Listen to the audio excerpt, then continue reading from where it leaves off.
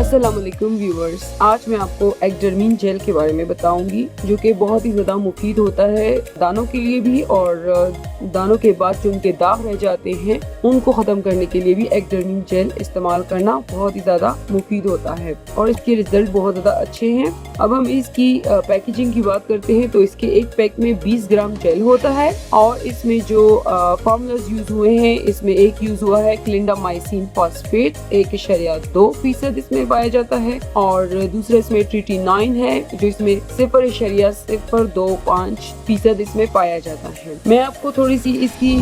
जो कंपोजिशन है उसके बारे में बता दूं कि जो क्लिंडामाइसिन है ये एक लिंकोसामाइड एंटीबायोटिक है जो बैक्टीरिया की ग्रोथ को रोकता है और एक्नी पैदा होने से रोकता है, और जो दूसरा है यानी कि क्लिंडामाइसिन जो है वो एक तरह का एंटीबायोटिक है और लिंकोसामाइड एंटीबायोटिक है जो कि बैक्टीरिया की ग्रोथ को रोकता है और इसकी वजह से पैदा होने वाली जो एक्नी है उसको भी पैदा होने नहीं देता। और दूसरा जो इसमें पाया जाता है ट्रीटी9, तो ट्रीटी9 असल में ये विटामिन ए का डेरिवेटिव है। विटामिन ए जो है वो आपकी स्किन को जो है वो हेल्दी रखता है, उसमें अगर कोई वूंड वगैरह होता है उसको हील करता है, और इसमें एंटीबायोटिक भी है और इसमें विटामिन ए भी है, जिसकी वजह से ये जेल आपकी जिल्द के लिए बहुत ज्यादा मुफीद है और आपकी जिल्द पर दाने पैदा होने से बचाता है, दाने भी नहीं पैदा होने देता, और अगर दाने पैदा हो भी जाए तो उस एक्नी को खत्म कर देता है, और फिर उसके बाद एक्नी के जो निशानात रह जाते हैं उसके लिए भी उनको भी ये खत्म करता है। आपने इसको दिन में 2 मरतबा अप्लाई करना है। अब हम देते हैं इसके यूजेस, तो यूजेस में ये है कि ये बैक्टीरियल इन्फेक्शंस के लिए बहुत ज्यादा मुफीद है और एंटी एक्नी है, यानी कि इसके इस्तेमाल करने से एक्नी जो है वो खत्म हो जाती है। फिर एक्नी मार्क्स रिमूवल है,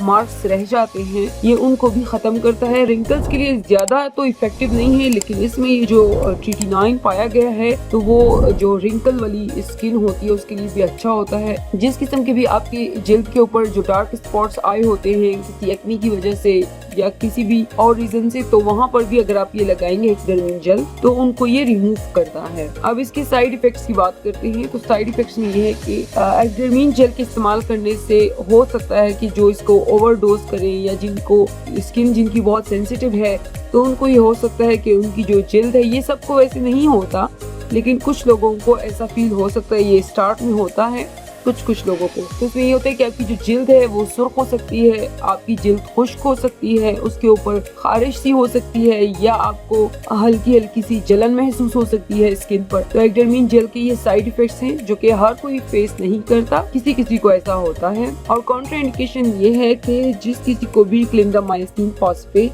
या ट्रीटी9 से किसी किस्म की भी एलर्जी है तो वो इस एक्डर्मीन जेल का इस्तेमाल ना करें। उम्मीद करती हूँ आपको आज की हमारी वीडियो पसंद आई होगी। अगर आपको हमारी वीडियो पसंद आई हो तो इसको लाइक, शेयर और सब्सक्राइब करना ना भूलें।